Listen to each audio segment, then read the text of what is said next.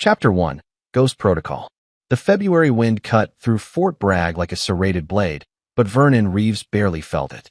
After 18 months in the Hindu Kush Mountains operating under complete radio silence, the North Carolina cold seemed almost welcoming. The classified operation, dubbed Ghost Protocol, had been successful, but it had cost him everything he didn't know he was losing. At 34, Vernon carried the lean, hardened physique of a man who'd spent years in Delta Force. His dark hair was longer than regulation now, his beard thick and unkempt. The debrief had taken 3 days. 3 days of answering questions about kills, targets, intelligence gathered. 3 days of being told he'd been officially listed as MIA, presumed dead, for operational security. Your family was notified per standard protocol, the intelligence officer had said, sliding a folder across the desk. Status will be updated immediately. But Vernon had wanted to surprise them. After 18 months of living in caves and eating rations, he'd imagined Emma's face when Daddy walked through the door. His little girl would be 4 now. Would she even remember him? The house looked wrong from the street. The lawn was overgrown in patches, bare in others. His truck was gone from the driveway, replaced by a newer Ford F-150 he didn't recognize. Paint was peeling from the shutters he'd installed himself 3 years ago. Stacy had never been great with home maintenance, but this was neglect. Vernon approached the front door, his trained eyes cataloging details. Beer bottles in the recycling bin. He didn't drink beer. A motorcycle tarp in the garage. He didn't own a motorcycle. The welcome mat was different, newer, with a saying Stacy would never have chosen. Come back with a warrant. His key didn't work. The locks had been changed. Something cold settled in Vernon's gut. The same instinct that had kept him alive through 17 combat deployments. He moved around the side of the house, noting the windows. Emma's bedroom window had cardboard taped over a crack. In winter, then he heard it. A child's cry, thin and desperate, coming from the backyard. Vernon vaulted the fence in one smooth motion, landing in a crouch. The backyard was a mess. Overgrown grass, a rusted swing set, garbage bags piled against the fence. And there, in the corner, was the storage shed, the one he'd built to store lawn equipment and holiday decorations. The cry came again. From the shed. Emma. Vernon's voice cracked as he ran. The shed door was padlocked. His hands shook as he grabbed the lock. Years of weapons training, making his fingers remember how to manipulate metal. He didn't have his kit, didn't have picks. He grabbed a rock and smashed the lock once, twice, 3 times until it broke. The door swung open. The smell hit him first. Urine, feces, unwashed body. The interior was dark except for thin strips of light through the wooden slats. And there, huddled in the corner on a filthy blanket, was a tiny figure. Emma? Baby. The child looked up with eyes too large for her gaunt face. She couldn't have weighed more than 25 pounds. Her clothes were rags. Her hair was matted. She had bruises on her arms, her legs. For years old, and she looked like a concentration camp survivor. Daddy. The word was barely a whisper. Vernon's training evaporated. He was just a father, scooping up his skeletal daughter, feeling her ribs through the thin fabric, seeing the sores on her skin. She was freezing, shaking, so light he could barely feel her weight. I've got you, baby. I've got you. You're safe now. Mommy said you're dead. Emma whispered against his chest. She said Uncle David is my new daddy. I've been bad, Daddy. That's why I'm in the dark place. Vernon's jaw clenched so hard he felt a tooth crack. You haven't been bad, sweetheart. Not ever. Daddy's here now. He carried her toward the house, kicking in the back door with a single strike. The kitchen was filthy, dishes piled in the sink, trash overflowing, the stench of rot and neglect. But there was fresh food in the fridge. Beer. Steaks. Someone was eating well. Just not his daughter. Vernon grabbed a blanket from the living room. Noting the new TV, the gaming system, the leather recliner he'd never seen before, and wrapped Emma carefully. She needed a hospital. She needed food. She needed. The front door opened. Telling you, babe, she's fine out there. Teaches her not to interrupt when we have adult time. Vernon knew that voice. Stacy, his wife. The woman he'd loved since high school. The woman he'd married at 22. The woman who'd cried at the airport every deployment. I still think it's risky. A male voice responded.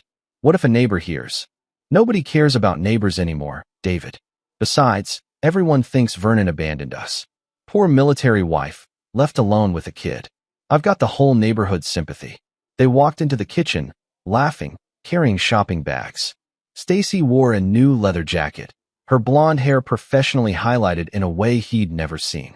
The man beside her, David, was tall, soft around the middle, wearing designer jeans and a smug expression.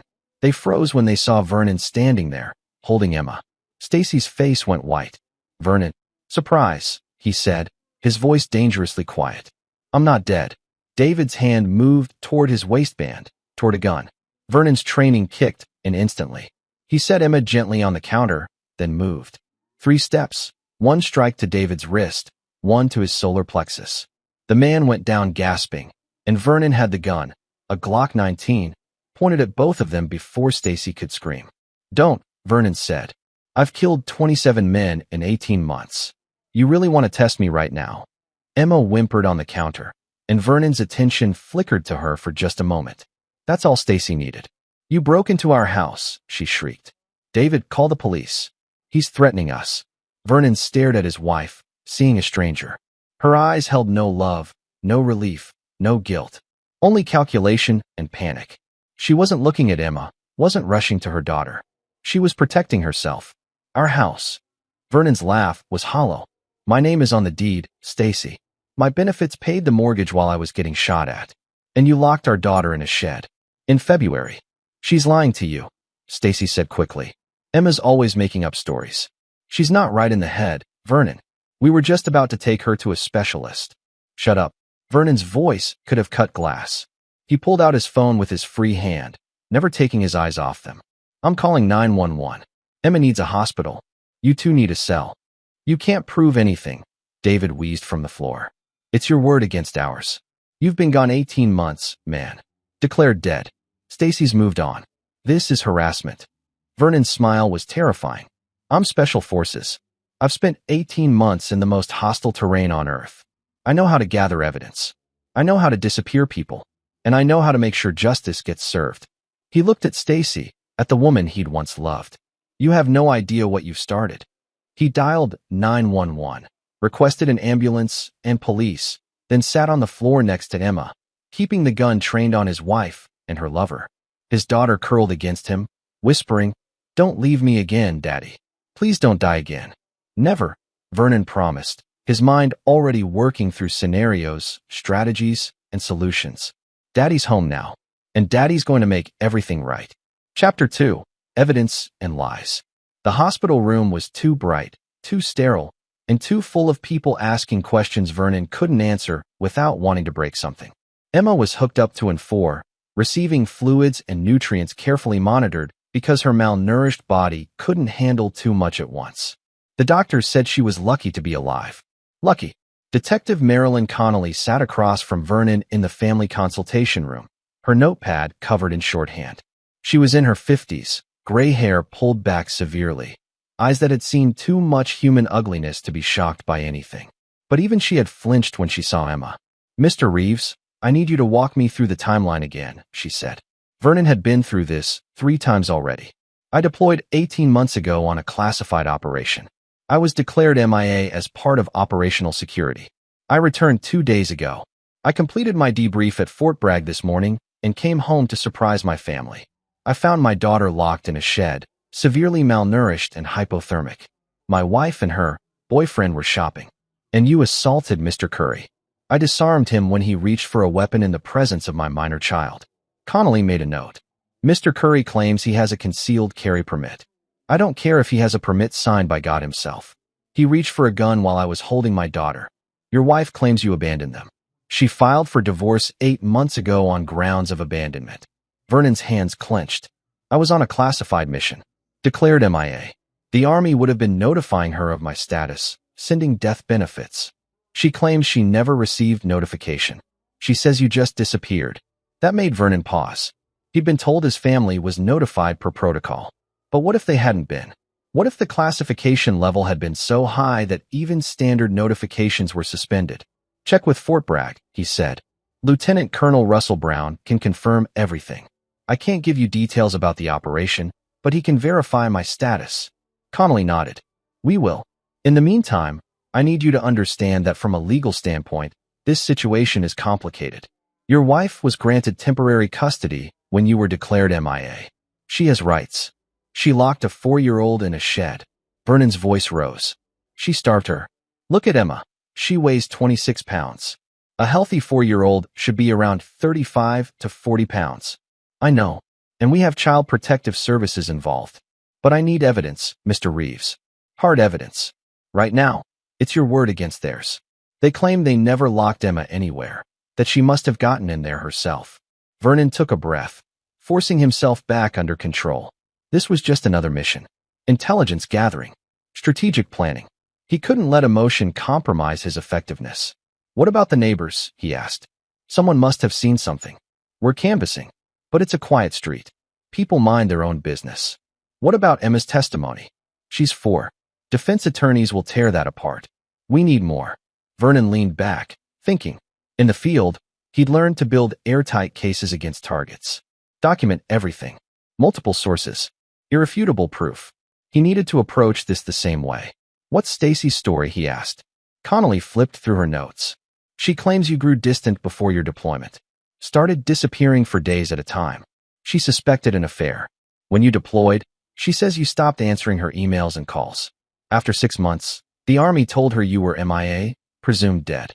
She grieved, met David Curry. Connolly's lip curled slightly at the name, and tried to move on. She claims Emma is a difficult child, prone to tantrums and self-harm. She says Emma must have locked herself in the shed during a tantrum. Self-harm. Vernon's voice was flat. My daughter is 4 years old. I'm telling you what she claims. And people believe this. Connolly met his eyes. Mr. Reeves, I've been doing this for 28 years.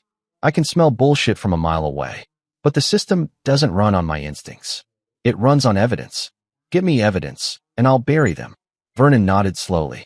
What do I need? Documentation of Emma's condition. We have that from the hospital. Proof of prolonged neglect. We're working on that with medical experts. Witness testimony would be ideal. Financial records showing they spent money on themselves while your daughter starved. Phone records. Emails. Anything that shows intent. What's Stacy's legal situation right now?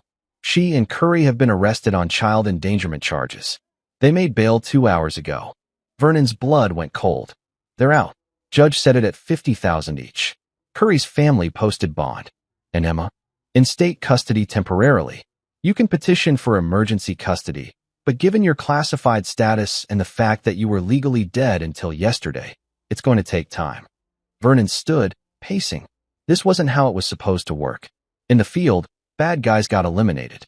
Clean. Permanent. But here, the bad guys made bail while his daughter was in state custody. How long? He asked. Could be weeks. Maybe months if they fight it. Months. Vernon turned to face her. My daughter has been starved and abused for God knows how long. And you're telling me the people who did it walk free while she stays in foster care? I'm telling you the system has processes. And those processes take time. Vernon's jaw clenched. Then I'll work outside the system. Connolly stood, meeting his gaze. Mr. Reeves, I'm going to pretend I didn't hear that. You do anything illegal, and you lose any chance of getting Emma back. You understand? Perfectly. Good. She handed him a card. My direct line. You find anything, you call me first. Not the press. Not a lawyer. Not your Army buddies. Me. We do this right, or we don't do it at all. After she left, Vernon sat alone in the consultation room, his mind working through scenarios. He needed information. He needed to understand exactly what had happened in his absence, who knew what, who was complicit. He needed to build a case that would stand up in court, and he needed a backup plan that wouldn't. His phone buzzed. A text from an unknown number. Saw the news. Whatever you need. Matt Blackburn, his sergeant from the unit. One of the few people who knew where Vernon had really been for the past 18 months. A man who'd saved his life in Kandahar and owed him nothing but gave him everything. Vernon texted back. Everything. Surveillance, financials, communications. And Matt, this one's personal. The response was immediate. Already on it. Sending you files in 20. They fucked with the wrong family. Vernon allowed himself a cold smile. Stacy thought she knew him. Thought he was the same idealistic soldier who deployed thinking the system would protect his family. But he'd spent 18 months learning that sometimes the only justice was the kind you made yourself. He walked back to Emma's room. She was sleeping now, her tiny chest rising and falling under the hospital blankets. A nurse sat nearby, monitoring her vitals. Vernon pulled a chair close and took his daughter's hand, careful of the four. "I promise you," he whispered, "they'll pay for every day you suffered. Every tear. Every moment of fear. Daddy's going to make this right." His phone buzzed again. Files from Matt. Financial records showing Stacy's accounts, credit card statements, phone logs. Vernon opened them, his trained eyes scanning data, building a picture of the last 18 months. Stacy had collected his death benefits, $250,000. She'd spent it on a new car, designer clothes, a motorcycle for David, gambling trips to Atlantic City. Meanwhile, Emma's pediatrician visits had stopped 8 months ago. Her prescriptions, she'd had childhood asthma, had lapsed. There were no grocery purchases that included baby food or children's meals. They'd erased Emma from their lives while spending the money meant to support her. Vernon kept reading, his anger crystallizing into something colder, sharper, more focused. There were text messages between Stacy and David, talking about the brat, about getting rid of the problem, about how Emma was Vernon's mistake, not mine. One message made his blood freeze. "Stacy, she won't stop crying. I can't take it anymore. David, put her in the shed like we talked about. Teach her to be quiet. Stacy, what if someone hears? David, nobody cares. You're the grieving widow, remember? Everyone's on your side." The messages were dated 6 months ago. Emma had been in that shed, on and off, for half a year. Vernon saved everything, uploaded it to an encrypted cloud, then texted Connolly, "Check your email." Hard evidence. Timestamped messages. Financial records. Everything you need. He sat back, watching his daughter sleep, and began to plan. The legal system would handle part of it. Stacy and David would face charges, maybe even conviction. But that wasn't enough. Not nearly enough. They'd starved his daughter, locked her in darkness, told her he was dead, that she was unloved, that she was a burden. They'd taken everything from her. Vernon intended to return the favor, with interest. Chapter 3. The Home Front. 5 days after his return, Vernon stood in the parking lot of Red Brick Legal Associates, the law firm representing Stacy in the divorce and custody proceedings. He'd spent those 5 days gathering intelligence, building dossiers, and learning the terrain of his new battlefield. Matt Blackburn had provided surveillance equipment. Seth Weaver, another team member, had contributed his expertise in digital forensics, and Eric Vance, their communications specialist, had given him everything from Stacy's phone over the past year. The picture was even worse than he'd imagined. Vernon had learned that David Curry wasn't just Stacy's boyfriend. He was a small-time criminal with a record, assault, possession with intent to distribute, fraud. He'd met Stacy at a casino bar 9 months ago, shortly after she'd received Vernon's death benefits. The relationship had escalated quickly, fueled by money and mutual selfishness. David had moved into Vernon's house within 3 months. Emma, who'd been a happy, healthy toddler when Vernon deployed, had become an inconvenience. Stacy's social media, which she'd been stupid enough to leave public, showed photos of her and David at restaurants, clubs, vacation spots. No photos of Emma after Vernon's MIA status. Not one. Neighbors had been interviewed by Detective Connolly. Mrs. Jeanette Perkins, who lived 2 doors down, reported hearing a child crying late at night, but assumed it was normal. Mr. Bill Garner from across the street mentioned seeing Stacy and David loading something into a shed, but hadn't thought much of it. Nobody had called CPS. Nobody had checked. Vernon had also discovered that Stacy's lawyer, Clifford Howe, was known for aggressive tactics and moral flexibility. He represented clients who could pay, regardless of guilt. The firm had a reputation for getting results through intimidation and procedural manipulation. Today, Vernon was going to send a message. He walked into the lobby wearing his dress uniform, Delta Force insignia prominent, ribbons including 2 purple hearts and a silver star displayed. The receptionist looked up, her eyes widening. "I'm here to see Clifford Howe," Vernon said. "No appointment. Sir, Mr. Howe is with a client. Tell him Vernon Reeves is here. He'll make time." The receptionist hesitated, then picked up the phone. 2 minutes later, a weaselly man in an expensive suit emerged from a back office, his smile practiced and insincere. "Mr. Reeves." What a surprise. I'm afraid I can't discuss. You have 5 minutes to drop Stacy as a client, Vernon said quietly. After that, I start making phone calls. Hal's smile faltered. Is that a threat? It's an opportunity. See, I've spent the last few days doing research. Your firm has some interesting clients. Drug dealers laundering money through real estate. Gang members using shell companies. Very creative. Very illegal. Hal's face paled. I don't know what you're. Vernon slid a folder across the reception desk. Financial records. Communication logs. Witness statements. Everything the FBI would need to start a RICO investigation. I haven't sent it to them yet. But I will, unless you do the right thing. You're bluffing. Am I? Vernon's smile was cold. I'm special forces. I've toppled governments. You think I can't handle one corrupt lawyer? Hal grabbed the folder, flipping through it. Vernon watched his face go from confident to worried to terrified. The records were real. Matt had obtained them through means Vernon didn't ask about, and Hal couldn't prove. You're threatening me with fabricated evidence. Nothing fabricated. Every document is genuine. Every transaction real. All I'm doing is connecting dots your clients thought were hidden. Now, you have a choice. Keep representing Stacy and David, and I send this to the FBI. Or drop them as clients, and this folder disappears. That's extortion. No, it's leverage. Extortion would be if I wanted money. I just want you gone. Hal's hand shook slightly as he closed the folder. If I drop them, they'll just find another lawyer. Let them. But it won't be you. And word will spread that I'm not someone to fuck with. Vernon leaned in close. You have 4 minutes left. I need to consult with my partners. 3.5 minutes. Hal's jaw clenched. Fine. I'll file a motion to withdraw representation. But you've made an enemy today, Mr. Reeves. Vernon laughed. I've made enemies in 7 countries. You're not even a blip on my radar. He turned to leave, then paused. Oh, and Clifford, if I find out you've warned Stacy about any of this, that folder goes to the FBI anyway, along with evidence that you obstructed justice. Sleep well. He walked out, leaving Hal standing in the lobby, ashen-faced. Phase 1 complete. That evening, Vernon sat in a cheap motel room across town, reviewing the next stage of his plan. Emma was still in state custody, but he'd been granted supervised visitation.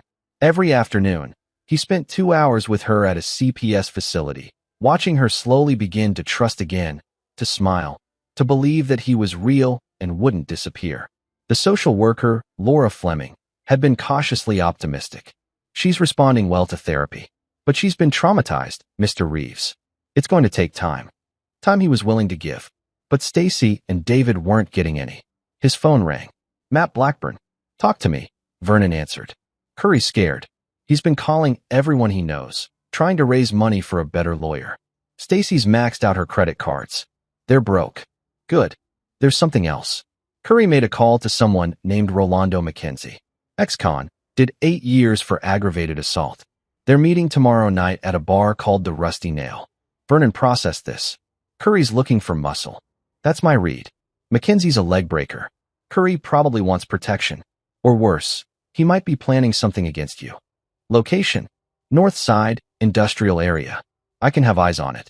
Do it. And Matt, if Curry makes a move, I want to know about it before it happens.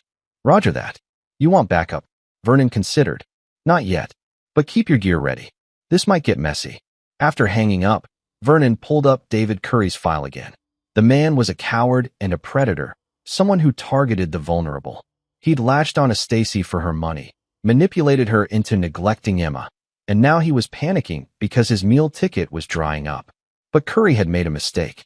He'd underestimated Vernon.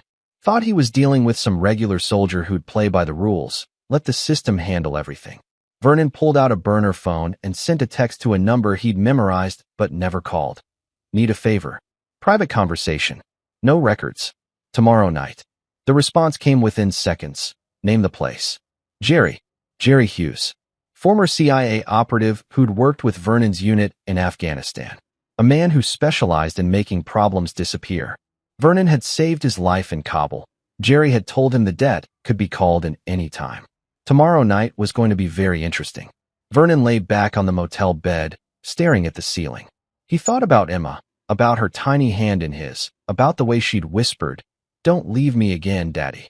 He thought about Stacy, about the woman he'd loved, who'd turned into something unrecognizable.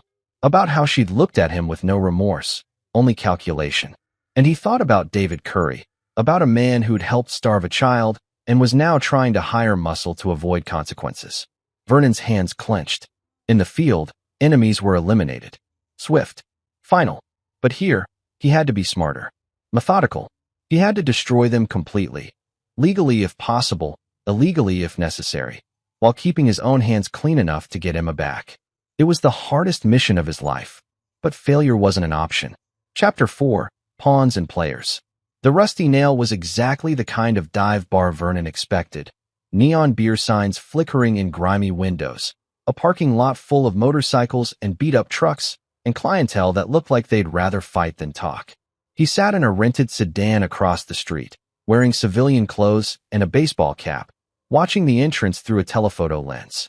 Matt Blackburn's voice crackled through his earpiece. Target entering now.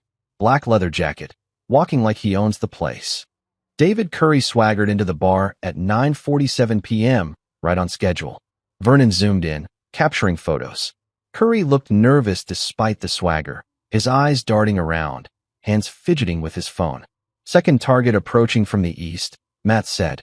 Hispanic male, 6'2", 220, neck tattoos. That's Mackenzie. Rolando McKenzie moved like a predator, all controlled violence and barely contained aggression. He entered the bar without looking around, confident in his ability to handle trouble. Vernon switched to thermal imaging, watching the heat signatures inside. Curry and McKenzie met at a back booth, away from the main crowd. They were talking. Vernon couldn't hear the conversation, but body language told him everything. Curry was agitated, gesturing wildly. McKenzie was calm, listening, occasionally nodding. Audio? Vernon asked. Seth's working on it. Parabolic mic isn't getting clear signal through the walls. Hold on. Static, then voices. Can't afford your rates, man. I'm tapped out. Mackenzie's voice, deep and menacing. Then why am I here, David? I can pay you later. Once this blows over. Nothing blows over. You got heat from that soldier boy. Special forces, right? You picked a fight with the wrong guy. I didn't pick anything. He came back from the dead. Doesn't matter. What matters is you owe people money. You owe me money for that product you moved last year. And now you want me to rough up a Delta operator? You stupid. Vernon's eyes narrowed. Product. Curry wasn't just a deadbeat boyfriend. He was dealing drugs. I'm not asking you to rough him up, Curry said desperately. Just scare him off. Make him understand that pursuing this is bad for his health. Bad for his health? Brother, I did 2 tours in the Marines before I went private. I know guys like him. You don't scare them. You just piss them off. Then what am I supposed to do? Mackenzie leaned back. You get yourself a good lawyer, you take your lumps, and you hope that little girl don't remember enough to testify. That's your play. Stacy's lawyer dropped us. Said some bullshit about conflict of interest, but I know Reeves got to him. He's coming after us, Rolando. He's going to destroy us. Probably. You starved a kid, man. What did you think was going to happen? There was a long silence. Then Curry's voice, quieter, more dangerous. What if he had an accident? Vernon tensed. This was escalating. Mackenzie laughed. You want to put a hit on a special forces operator? With what money? You got 10 grand in your pocket? 20? 50? That's what it costs for that kind of work, and that's before the hazard pay for targeting military. I could get money. Stacy's got assets. Stacy's assets are about to be frozen in divorce court. You're dreaming, David. My advice. Flip on her. Tell the cops she was the ringleader. You were just following along. Maybe you catch a lighter sentence. I'm not going to prison. Then you better run. Because that soldier ain't stopping, and the law ain't saving you. Vernon had heard enough. He snapped photos of the meeting, made sure Seth had clean audio recordings, then texted Matt. Fall back. I've got what I need. 20 minutes later, Vernon met Jerry Hughes in a parking garage 3 miles away. Jerry looked the same as always. Average height, average build. The kind of face you forgot 30 seconds after seeing it. Perfect for a spook. Long time, Jerry said, shaking Vernon's hand. Heard you went MIA. Glad you're back. Glad to be back. Thanks for coming. You called in the favor. I'm here. What do you need? Vernon handed him a USB drive. Everything on David Curry and Stacy Reeves. Financial records, communications, surveillance footage, testimony. I need 2 things. First, I need Curry's drug connections exposed. He's been dealing, and I want law enforcement to know about it in a way that can't be traced back to me. Jerry nodded. DEA gets an anonymous tip. Easy. What's the second thing? Stacy's been using social services fraud. She collected survivor benefits while I was MIA, but she also collected welfare for Emma while spending my death benefits on herself. That's multiple felonies. I want that investigated too. Federal crime. FBI jurisdiction. I can make that happen. Jerry pocketed the USB drive. This personal? Very. They hurt your kid. Vernon's jaw tightened. Starved her. Locked her in a shed. Told her I was dead. Jerry's expression went cold. Say the word, Vernon. They can disappear. No trace. No blowback. For a moment, Vernon was tempted. It would be easy. Quick. Permanent. But Emma would grow up knowing her father was a killer. Not of enemy combatants in a war zone, but of her own mother. And that was a burden he wouldn't put on her. No, Vernon said. I want them to face justice. Real justice. I want them in prison, broke and broken. But I need them alive to face it. Jerry studied him. You're a better man than me. All right. I'll light the fires. Give it 72 hours. The alphabet agencies will be knocking on doors. Appreciate it. We're even now. But Vernon, watch your back. If Curry's scared enough to talk about accidents, he might be scared enough to try something stupid. Let him try. After Jerry left, Vernon returned to his motel and pulled up the audio from the bar. He listened to Curry's voice, the desperation, the self-pity, the complete lack of remorse about Emma. The man was only sorry he got caught. Vernon's phone buzzed. Detective Connolly. Reeves, I've got good news and bad news. Start with the good. Judge approved your petition for emergency custody. Pending the outcome of the criminal case, you're getting Emma back. Supervised at first, then full custody if you complete parenting classes and psychological evaluation. Vernon felt a weight lift. When? End of the week. She'll be placed with you on Friday. That's amazing. Thank you. Don't thank me yet. The bad news is Stacy's new lawyer is Jason O'Connell. He's a shark. He's filing motions to dismiss, claiming illegal search and seizure, arguing that your classified status means you can't be a reliable witness. He's going to make this ugly. Vernon smiled coldly. Let him. I've got more evidence than he can dismiss. Hope you're right. Oh, and one more thing. We got a tip about David Curry's drug connections. Anonymous source. Very detailed. We're going to be executing a search warrant on his property tomorrow morning. Really? That's fortunate timing. Vernon, I don't know what you're doing, and I don't want to know.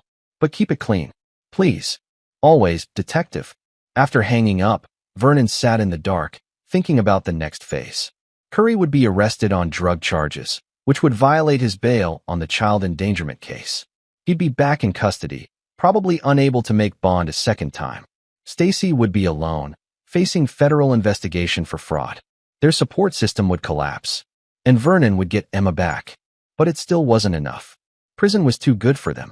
They needed to understand what they'd done, needed to feel the weight of their sins. Vernon needed them to suffer. His phone buzzed again. A text from an unknown number. I know what you're planning. We need to talk. Stacy. Vernon stared at the message. How did she know? What did she think she knew? Was this desperation, or did she actually have leverage? He typed back. Talk. The response was immediate. Meet me. Tomorrow. Noon. Public place. I have information you need. Vernon considered. It could be a trap. But Stacy wasn't smart enough to plan something sophisticated, and Curry was too panicked to think straight. This was probably exactly what it seemed. A desperate woman trying to negotiate. Where, he texted. Coffee shop on Market Street. Come alone. Vernon smiled. She thought she could manipulate him. Thought she still had power. She was about to learn otherwise. See you there, he replied. Then he called Matt. I need full surveillance tomorrow. Audio, video, backup team. Stacy wants to meet. This feels like a setup. It is. But I'm going to turn it around on her. She thinks I'm the same man she married. She has no idea who I've become. Roger that. We'll be ready. Vernon lay back on the bed, his mind running through scenarios. Tomorrow, Stacy would try to threaten him, manipulate him, maybe even try to seduce him back into complacency. She'd play on their history, on the man he used to be. But that man had died in the mountains of Afghanistan. The man returning from that war zone was something else entirely. Chapter 5. The Confession. The coffee shop on Market Street was deliberately civilian. exposed brick walls, indie music playing softly, college students hunched over laptops. Vernon arrived 15 minutes early, securing a corner table with clear sightlines to all exits. Matt Blackburn was positioned in a van outside with surveillance equipment. Seth Weaver sat 3 tables away, pretending to read a newspaper. Eric Vance had planted listening devices in the booth Vernon had chosen. Every word would be recorded, every gesture captured. Stacy arrived at 12:03, fashionably late. She'd dressed carefully, designer jeans that Vernon had probably paid for with his death benefits, a cashmere sweater, her hair styled and makeup perfect. She was playing a role, trying to be the woman he'd fallen in love with 15 years ago. But Vernon saw through it, saw the calculation in her eyes, the tension in her smile. She sat down across from him, ordering a latte from the server before speaking.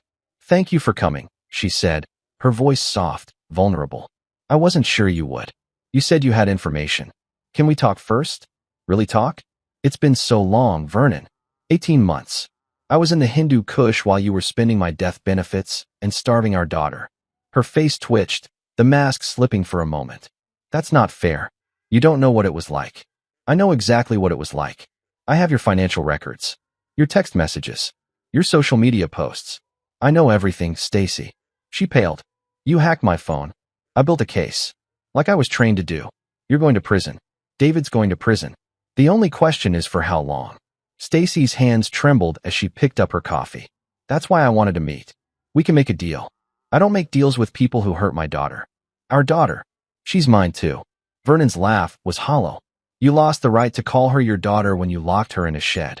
What kind of deal did you think you could possibly offer me?" Stacy leaned forward, her voice dropping. "I know things about your missions. Things that are supposed to be classified.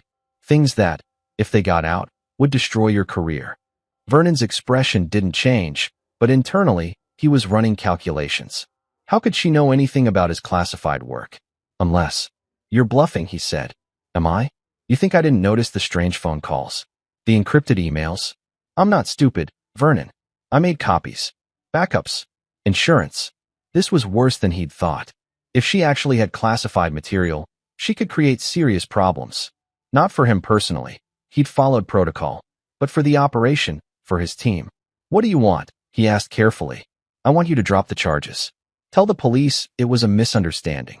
That Emma was fine, that you overreacted. We'll split custody, go our separate ways. You get Emma half the time, I get her half the time. Nobody goes to prison." Vernon stared at her, genuinely shocked. "You think I would let you anywhere near Emma after what you did? I'm her mother. You're a monster wearing her mother's face." Vernon's voice was ice. "You starved a child. Your child. For money and a deadbeat boyfriend. And now you think you can blackmail me into letting you walk away. I'm trying to give us both a way out. There is no way out for you. You committed multiple felonies. Child abuse, fraud, neglect. David's getting arrested on drug charges tomorrow. You're going to be investigated for welfare fraud and benefits fraud. Your lawyer dropped you. You have nothing." Stacy's composure cracked. "I have those files. I'll release them if you don't back off. Then release them. Let's see what happens." She blinked, caught off guard. "You don't care? About classified material being leaked?" "Of course I care. But not enough to let you hurt Emma again. So go ahead. Release whatever you think you have. The FBI will arrest you for espionage and add 20 years to your sentence. I'll take my chances with the fallout." Stacy's hand shook so badly, she had to set down her coffee. "You're bluffing. I'm special forces. I spent 18 months in enemy territory living on insects and melted snow. You think I'm afraid of you? I'm Emma's mother. You're nothing." Vernon leaned forward. "You want to know what's going to happen? Tomorrow, David gets arrested. You'll be alone, broke, and facing federal investigators. Your friends will abandon you when they realize you're a child abuser. Your family will disown you. You'll be lucky to get a public defender who returns your calls. You can't do this. I already have. Everything's in motion. The only thing you get to choose is whether you go down alone or take David with you. Because here's what I'm offering. You testify against David. Full allocution. Every detail of his involvement in Emma's abuse, his drug dealing, everything. You do that, and I'll speak to the prosecutor about a reduced sentence. Maybe you get 10 years instead of 20. Stacy's eyes widened. 10 years. Or 20. Your choice. But either way, You're never seeing Emma again, without bars between you. Tears started streaming down her face, but Vernon felt nothing. This wasn't the woman he'd married. That woman had died, or maybe she'd never existed. Maybe he'd been in love with an illusion. I didn't mean for it to get so bad, Stacy whispered. It just, David said she was too much work. Said we deserved to enjoy our lives. And I was so angry at you for leaving. I was serving my country. You were never there. Even when you were home, you were planning the next deployment, training, preparing to leave. I was alone, Vernon. Always alone. So you punished Emma for it. I didn't mean to. It just happened. She would cry, and David would get angry, and it was easier to put her in the shed than deal with both of them. And then it became normal, and I stopped noticing how thin she was getting, and Vernon held up his phone. I'm recording this. Stacy's face went white. What? Every word. Full confession. Conspiracy to abuse, child neglect, intent to harm. Your lawyer is going to love this. She lunged for the phone, but Vernon pulled it back. Seth Weaver stood up from his table, moving closer. Stacy saw him and froze. You bastard, she hissed. You set me up. I gave you a chance to tell the truth. You chose to try blackmail instead. That's on you. Stacy's face contorted with rage. You want to play games? Fine. I'll drag your name through the mud. I'll tell everyone you were abusive, that you threatened me, that you're an unstable veteran who can't be trusted with Emma. I'll make you fight for every single day with her. Vernon stood. Go ahead. See how that works out. He nodded to Seth, who handed Stacy an envelope. What's this? She asked. Divorce papers. I'm filing on grounds of cruelty and abandonment. I'm also suing you for civil damages on Emma's behalf. Every penny of my death benefits you spent, Emma gets it back, with interest. Your car, your jewelry, your clothes. All of it gets liquidated. You'll be lucky to afford ramen in prison. Stacy ripped open the envelope, her hands shaking as she read. This is, you can't. I already did. Papers are filed. Court date is in 3 weeks. See you there. Vernon walked out of the coffee shop, leaving Stacy sitting alone with her confession recorded and her future in ruins. Outside, Matt was waiting in the van. Clean recording? Vernon asked. Crystal clear. She admitted everything. Intent, conspiracy, the works. Connolly's going to have a field day with this. Vernon nodded. Send it to her. Encrypted channel. Then scrub the metadata so it can't be traced to us. Already done. Vernon climbed into the van, feeling the weight of the encounter settling over him. He'd won this round, but there was no satisfaction in it. Stacy was still Emma's biological mother, still the woman he'd once loved. Destroying her should have felt wrong, but it didn't, because every time he closed his eyes, he saw Emma in that shed. Saw her skeletal frame, her terrified eyes, her tiny voice saying, Mommy said you're dead. Next phase. Matt asked. David Curry. He's meeting with Mackenzie again tonight. I want to know what they're planning. You think he's dumb enough to try something? I think he's desperate enough. And desperate people make mistakes. Vernon's phone buzzed. A text from Detective Connolly. Just got your package. Jesus Christ, Vernon. This is enough to bury her. Where did you get this? Vernon replied. She volunteered it. Wanted to make a deal. I recorded the conversation. In a public place? With her knowledge? She knew I had my phone out. I told her I was recording. She kept talking anyway. That's consent. Beautiful. I'm adding this to the evidence file. We've got her dead to rights. Vernon allowed himself a small smile. Stacy had walked into his trap thinking she was in control, thinking she could manipulate him like she used to. She'd underestimated how much he'd changed. They all had, and they were all going to pay for it.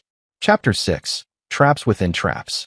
The raid on David Curry's apartment happened at 5:47 a.m. Vernon watched from 3 blocks away through a high-powered scope as DEA agents swarmed the building, battering ram breaking through the door, armed agents flooding inside. Curry was dragged out in handcuffs 16 minutes later, screaming about illegal search and seizure. They found $60,000 worth of cocaine, packaging materials, digital scales, and a ledger documenting 3 years of drug sales. His bail was revoked immediately. By noon, he was back in county lockup, this time in a cell block with people he'd previously sold to. Vernon received updates from Matt throughout the day. Curry was panicking, demanding his lawyer, calling in every favor he had. But O'Connell had already abandoned ship. The drug charges made Curry toxic, and no amount of money could convince a high-profile lawyer to touch the case. By evening, Curry had a public defender who looked barely old enough to drink. Vernon's phone rang at 6:15 p.m. Unknown number. "Vernon Reeves," he answered.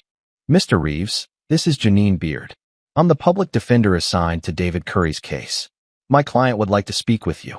Vernon's eyebrows rose. "About what?" "He says he has information about your wife.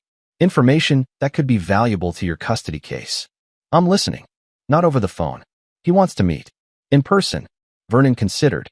This could be another attempt at violence. Curry trying to get him alone so Mackenzie or another hired thug could attack. But it could also be genuine. Desperate men often turned on their accomplices. "When and where?" "County jail. Tomorrow. 2 p.m. I'll arrange the meeting." "I'll be there." Vernon hung up and immediately called Matt. "Curry wants to meet. Says he has information about Stacy." "It's a trap." "Probably. But I'm curious what he thinks he can offer me." "You want backup?" "Can't bring weapons into the jail. But have Seth track my location. If anything happens, I want it documented." "Roger that." The next day, Vernon arrived at county lockup 15 minutes early. He passed through security, surrendering his phone and keys, then was escorted to a meeting room. Curry was already there, sitting at a metal table, handcuffed and wearing an orange jumpsuit. He looked terrible, eyes sunken, face pale, hands trembling. "Vernon," Curry said, his voice cracking. "Thanks for coming." Vernon sat down across from him, saying nothing. "Look, I know you hate me. I get it. But I need you to hear me out. Talk. This whole thing, it wasn't my idea. Stacy, she's the one who—" "Stop." Vernon's voice was flat. "If you're going to try to blame everything on her, save it. I've heard the recordings. I know you were both responsible." Curry's face twisted. "Okay, fine. We both screwed up. But Stacy's the one who wanted Emma gone. She talked about giving her up for adoption, about dropping her at a fire station, about—" He swallowed hard. "About worse things." Vernon's hands clenched under the table. "What kind of worse things?" "She talked about making Emma disappear. Permanently. I talked her out of it, swear to God. That's why we put her in the shed instead. I thought at least she'd be alive." "You want credit for not murdering my daughter? Is that what this is?" "No. I'm trying to tell you that Stacy's more dangerous than you think. She's not just some neglectful mom. Something's wrong with her, man. She doesn't feel things like normal people." Vernon studied Curry, looking for the lie. But the man seemed genuinely terrified. "Why are you telling me this?" "Because I need a deal. The drugs, that's automatic prison time. But the child abuse charges, those are what'll keep me locked up for decades. If I cooperate, if I testify against Stacy, maybe I can get a reduced sentence." "You want me to help you get a lighter sentence?" "I want to save my own ass. But yeah, I'll bury Stacy to do it. She threw me under the bus the second things went south. Told her new lawyer everything was my idea, that she was a victim of domestic abuse, that I coerced her." Vernon leaned back. "Let me get this straight. You're both betraying each other, racing to see who can flip first. That's about the size of it. And you think I care which of you gets a lighter sentence? I think you want the truth. And I think you want to make sure Stacy never gets near Emma again. I can help with both." Vernon was quiet for a long moment. Then, "What do you know about classified material?" Curry blinked. "What?" "Stacy claimed she has classified files from my missions. Said she made copies as insurance. Do you know anything about that?" "Oh, that." Curry laughed bitterly. "She's full of shit. She doesn't have anything. She found some emails from your unit about deployment schedules and dates, nothing classified. She thought she could bluff you with it." Vernon felt tension release. The insurance was worthless. Just another lie from Stacy. "Anything else?" "Yeah. She's been talking to Rolando Mackenzie." Vernon's eyes narrowed. "The same Mackenzie you tried to hire?" "Yeah. After you confronted her at the coffee shop, she went to him. Offered him money to handle you." "Handle me how?" Curry looked down. "She wants you dead, Vernon. She's trying to put together enough cash for a hit." Vernon's expression didn't change, but inside, cold fury was building. "How much did she offer?" 20 grand to start." Mackenzie laughed at her. Said it would cost 50 minimum, plus expenses. She's trying to liquidate assets, sell stuff, whatever she can to raise the money. "When?" "I don't know. Soon, I think. She's desperate. She knows she's going to prison, knows she's losing everything. In her mind, if you're dead, maybe she can claim temporary insanity, maybe get sympathy as a widow. I don't know how she thinks, man. She's crazy. Vernon stood. Thank you for the information. Wait, that's it. What about my deal? I'll talk to Detective Connolly. Tell her you're willing to cooperate. What happens after that is up to the DA. Vernon, please. Vernon walked to the door, knocked for the guard. As he left, he heard Curry shouting behind him. She's going to kill you. You need to take her seriously. Vernon kept walking. Outside, Matt was waiting in the van. Get anything useful? Stacy's trying to hire Mackenzie to kill me. Curry's willing to flip. And the classified material threat was a bluff. Matt whistled. She's really going for broke. Yeah. Vernon pulled out his phone, dialing Detective Connolly. When she answered, he said, we need to talk. Stacy's planning something. Something that's going to escalate this situation beyond criminal charges. What kind of something? The kind that ends with attempted murder charges. I need you to bring her in. Tonight. Before she does something we can't undo. On what grounds? Conspiracy to commit murder. I have a witness willing to testify that she solicited a hit on me. Connolly was quiet. Vernon, are you sure about this? Once we go down that road. I'm sure. She's not going to stop. She thinks if I'm dead, her problems go away. We need to put her in custody before she finds someone desperate enough to take the job. All right, I'll get a warrant. But Vernon, be careful. If she really has hired someone, you're a target until we bring her in. I'm always careful. Vernon hung up and looked at Matt. We need to accelerate the timeline. I want full protective surveillance until Stacy's in custody. And I want to know everyone she's been in contact with for the last 48 hours. Already on it. Seth's pulling her phone records now. Vernon nodded. Good. Because if Stacy wants a war, I'll give her one. But she's not going to like how it ends. Chapter 7. The Web Titans. Stacy Reeves was arrested at 11:34 p.m. in a motel parking lot on the outskirts of town. She'd been meeting with Rolando Mackenzie, trying to negotiate a price for Vernon's murder.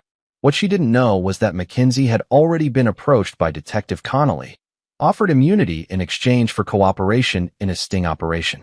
Every word was recorded, every promise documented. Stacy offering cash, jewelry, even sexual favors.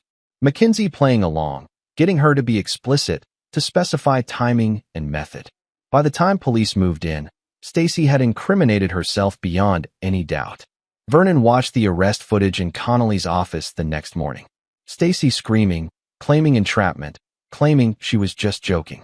Mackenzie calm and professional, the consummate snitch. She's done, Connolly said. Conspiracy to commit first-degree murder, solicitation of murder for hire, probably a dozen other charges by the time the DA's office finishes with her. She's looking at life without parole. Vernon nodded slowly. And Emma? Full custody. Parental rights terminated. She's yours, Vernon. Completely. He should have felt relief. Victory.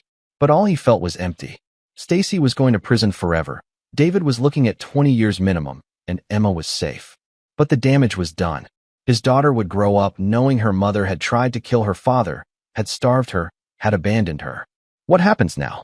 Vernon asked. Trial in 3 months. Stacy's lawyer is trying to negotiate a plea, but with the evidence we have, the DA's not interested. They want to make an example. Good. Connolly leaned forward. Vernon, can I ask you something? Off the record. Go ahead. How much of this did you orchestrate? Vernon met her eyes. I found my daughter in a shed, starving. Everything after that was just following evidence where it led. Bullshit.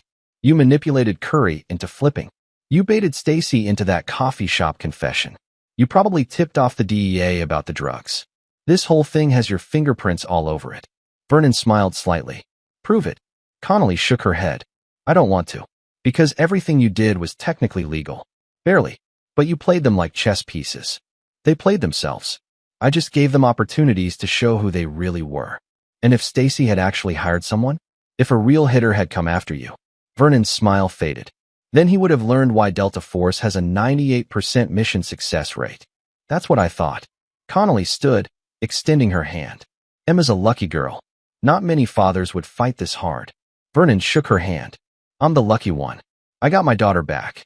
That afternoon, Vernon walked into the CPS facility to collect Emma.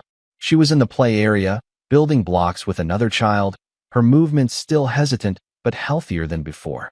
In 2 weeks, she'd gained 4 pounds. Her cheeks had color again. Her eyes had light. Daddy. She saw him and ran, crashing into his legs, hugging tight. Vernon scooped her up, holding her close. Hey, princess. Ready to come home? Home with you. Home with me. Forever. Emma's eyes widened. Forever, forever. Forever, forever. She burst into tears, but they were happy tears. Relief tears. The tears of a child who'd finally found safety. Laura Fleming, the social worker, approached with paperwork. You'll need to attend the parenting classes, complete the psych eval, and check in weekly for the first 3 months. But barring any issues, Emma is yours. Thank you, Vernon said. For everything. Don't thank me. You did the hard part. She handed him a folder. Information on trauma therapy for children. Emma's going to need it. She's been through hell. I know. We'll get through it together. Vernon carried Emma out to his truck. He'd bought a new one, a sensible SUV with car seats and safety features. He strapped her in carefully, showing her how the buckles worked, promising her she was safe. As he drove toward his new apartment, a 2-bedroom with windows that actually locked and a door she could never be locked behind, Emma asked, "Is Mommy coming back?" Vernon's hands tightened on the wheel. He'd prepared for this question, rehearsed answers with the child psychologist. But nothing prepared him for the actual moment. No, sweetheart. Mommy made bad choices. She hurt you, and she hurt Daddy. She's going to be in timeout for a very long time. Forever timeout. Very long timeout. Emma was quiet. Then, okay. Just like that. Okay. Because at 4 years old, Emma knew her mother had hurt her. Knew the shed was wrong. The hunger was wrong. The fear was wrong. She didn't have the words for it yet, but she understood. I love you, Emma, Vernon said. More than anything. And I promise I'll never let anyone hurt you again. I love you too, Daddy. They drove home in comfortable silence, father and daughter, beginning the long process of healing. Chapter 8, Reckoning. The trial lasted 11 days. Vernon attended every session, sitting in the gallery, watching as his wife and her accomplice were systematically destroyed by evidence they'd created themselves. The prosecution presented text messages, financial records, medical reports, recorded confessions. They brought in Dr. Deborah Sims, the pediatrician who testified that Emma's malnutrition was consistent with prolonged intentional starvation. They brought in neighbors who'd heard crying and done nothing. They brought in Curry, who took the stand and detailed every horrible decision, every cruel act, trying desperately to pin it all on Stacy. Stacy's lawyer, Jason O'Connell, tried his best. He argued that Vernon's absence had driven Stacy to a breaking point, that she'd suffered from undiagnosed postpartum depression, that society had failed her, the military had failed her, that she was a victim of circumstance. The jury didn't buy it. On day 8, they heard the recording from the coffee shop. Stacy's voice, cold and calculated, talking about making Emma disappear, talking about how the child was a burden, admitting that it had become normal to lock her in the shed. 2 jurors cried. One had to leave the courtroom. On day 9, they heard the sting operation recording. Stacy negotiating Vernon's murder, offering payment, specifying that it should look like an accident so she could collect more death benefits. The courtroom was silent. Vernon watched Stacy throughout it all. She never looked at him, never looked at Emma's empty seat. The judge had ruled the child too young to testify, sparing her the trauma. She just sat there, stone-faced, occasionally whispering to her lawyer. The closing arguments came on day 11. The prosecution was brutal. This is not a story of a mother who made mistakes. This is a story of 2 people who chose convenience over conscience, money over morality, and selfishness over the sacred duty to protect a child. O'Connell did his best. My client is not a monster. She's a broken woman who made terrible choices under terrible circumstances.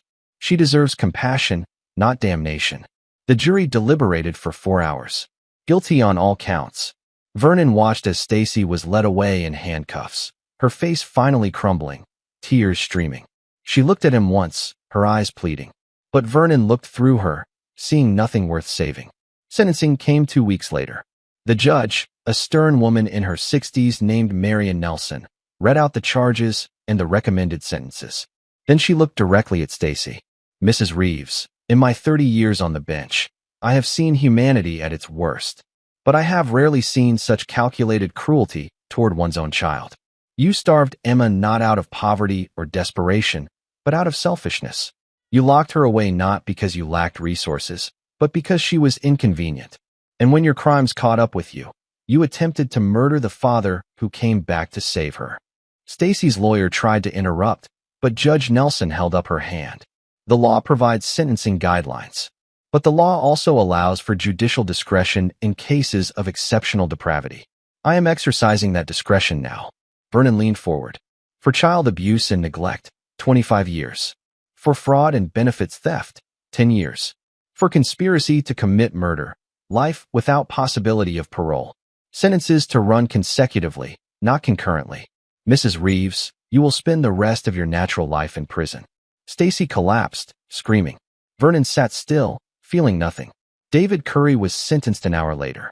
20 years for the drugs, 25 for the child abuse, all concurrent. He'd be eligible for parole in 17 years. He was led away cursing, blaming everyone but himself. After the sentencing, Vernon stood in the courthouse hallway. Detective Connolly approached. It's over, she said. Yeah. How do you feel? Vernon thought about it. Empty. I spent 2 months destroying them. Building cases, gathering evidence, manipulating them into confessing. And now they're gone, and I just feel empty. That's normal. Revenge doesn't heal. It just ends things. Emma's safe. That's what matters. She is. And she's got a good father. Don't forget that part. Vernon nodded. Thank you, detective. For everything. Just doing my job. You did the hard part. She paused. Vernon, can I give you some advice? Sure. Let it go now. The anger, the need for justice. Let it go. Focus on Emma. Be her dad, not her protector. She needs normal now, not combat mode. Vernon looked down at his hands, remembering the weight of a weapon, the feel of a trigger, remembering 18 months of living in survival mode, of treating every shadow as a threat. I'll try, he said. Good. Because that little girl deserves to see her father smile.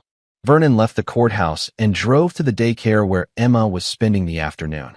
When he picked her up, she was covered in finger paint and giggling. Daddy, I made a picture. It was a crayon drawing of 2 stick figures, one big, one small, holding hands under a yellow sun. It's beautiful, Vernon said, kneeling down. Who are they? That's you and me. We're happy. Vernon pulled her into a hug, feeling something crack open in his chest. Not emptiness. Not rage. Just love. Pure, simple, overwhelming love. Yeah, baby, he whispered. We're happy. Chapter 9, New Dawn. 6 months later, Vernon stood in the backyard of the small house he'd bought outside of town. It had 3 bedrooms, a fenced yard, and a swing set he'd installed himself. Emma was playing on the swings, her laughter bright and clear. She'd gained 20 pounds, grown 3 inches, and her nightmares had finally started to fade. Higher, Daddy. Push me higher. Vernon gave her a gentle push, watching her fly up toward the sky. She was wearing a sundress and light-up sneakers, her hair in pigtails. She looked like a normal, healthy, happy 5-year-old. Because she was. The therapy was helping. Dr. Tracy Stewart, the child psychologist, said Emma was resilient. That children could heal from trauma if given safety, love, and time. Vernon was giving her all 3. He'd left the military on honorable discharge. The classified mission had earned him commendations he couldn't talk about and medals he kept in a drawer. But he was done with combat, done with deployments. He'd enrolled in online classes, working toward a degree in social work. He wanted to help other kids like Emma, other families torn apart by abuse and neglect. His phone rang. Matt Blackburn. Hey, brother, Vernon answered. How's civilian life treating you? Different. Quieter. Good. And Emma? She's perfect. Getting better every day. Glad to hear it. Listen, I'm in the area next month. Thought I'd stop by, meet the kiddo properly. She'd love that. Fair warning, she'll make you play tea party. Matt laughed. I've faced Taliban fighters. I think I can handle a 5-year-old. Don't be so sure. She's tougher than she looks. After they hung up, Vernon pushed Emma on the swings a few more times, then caught her mid-flight, spinning her around until she squealed. Daddy, stop. I'm dizzy. He set her down gently. Want some lemonade? Yes, please. They walked inside, Emma running ahead, Vernon following at a relaxed pace. The house smelled like cookies. He'd been trying out new recipes, learning to bake. It was something Stacy had never done, and Vernon wanted Emma to have those memories. Birthday cakes and chocolate chip cookies and normal childhood things. As Emma colored at the kitchen table, Vernon checked his email. There was a message from Detective Connolly. Thought you'd want to know. Stacy tried to appeal her sentence. Denied. She'll be in maximum security for the foreseeable future. David's up for parole hearing in 16 years. Don't worry, we'll be there to oppose it. Vernon closed the laptop. He didn't feel satisfaction or vindication. Just closure. They were where they belonged. Emma was safe. The rest was history. Daddy, will you color with me? Vernon sat down at the table, picking up a crayon. What are we coloring? A castle. With a princess and a dragon. Is the dragon scary? Emma considered this seriously. No. The dragon is nice. He protects the princess from bad people. Vernon smiled. Then let's make him a really good dragon. They colored together, father and daughter, in a sunny kitchen in a safe house in a quiet town. Emma's hand was steady now. No more tremors from malnutrition. Her eyes were bright. No more shadows of fear. Vernon had spent 2 months destroying the people who'd hurt her. Had used every skill from 18 years in special forces to build an airtight case, to manipulate them into confessing, to ensure they'd never hurt anyone again. He'd been ruthless, cold, calculating. But it had been worth it. Because Emma was laughing now. Running. Playing. Healing. That evening, after Emma was asleep, Vernon stood in her doorway watching her breathe. She slept with a nightlight now, and 3 stuffed animals she'd named after Disney princesses. Her room was pink and purple, covered in drawings and stickers, and all the chaos of a happy childhood. He thought about Stacy, locked in a concrete cell somewhere, probably blaming everyone but herself. He thought about David Curry, learning that prison was much harder than he'd imagined. He thought about the justice system that had worked. Barely, slowly, but it had worked. And he thought about the man he'd been before deployment. Idealistic. Trusting. Believing that good people prevailed and bad people got what they deserved. That man was gone. The man who'd returned from the Hindu Kush was harder, sharper, more willing to do what was necessary. He'd learned that sometimes justice needed a push. That sometimes the system needed help. That sometimes being a good father meant being willing to destroy anyone who threatened your child. He'd become someone his younger self wouldn't recognize. But Emma recognized him. Emma loved him. Emma was safe because of him. And that was all that mattered. Vernon closed her door quietly and walked downstairs. He poured himself a glass of water and stood at the window, looking out at the quiet street. Somewhere out there, other children were suffering. Other families were broken. Other abusers were getting away with it. But not on his watch. Not anymore. He'd spent 18 years learning how to fight enemies. Now he knew his real enemy wasn't in some desert compound or mountain hideout. It was in suburban homes and quiet neighborhoods, hiding behind smiles and excuses. And if he ever found another situation like Emma's, if he ever saw another child suffering, well, he knew how to handle it now. Vernon drained his water, rinsed the glass, and headed upstairs to his own room.